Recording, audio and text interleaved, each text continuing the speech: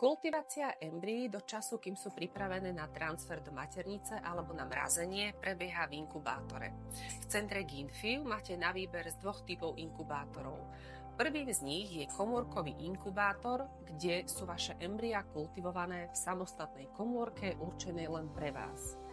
Stabilné kultivačné prostredie zaručuje dobré podmienky na delenie embria, avšak pri každej kontrole embryí embryológ musí embryá z inkubátora vybrať a na krátky čas umiestniť pod mikroskop.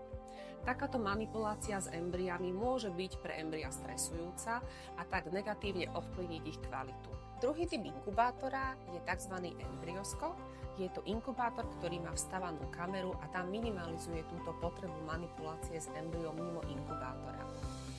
Vďaka kontinuálnemu sledovaniu delenia embryí získa embryológ množstvo informácií, vďaka ktorým vieme odhaliť možnú príčinu zastavenia sa delenia embryí alebo odhadnúť pravdepodobnosť ich uhniezdenia.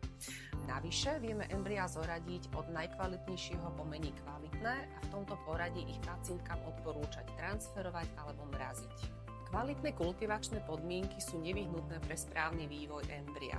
Zároveň výber najkvalitnejšieho embria môže celý proces liečby výrazne urýchliť.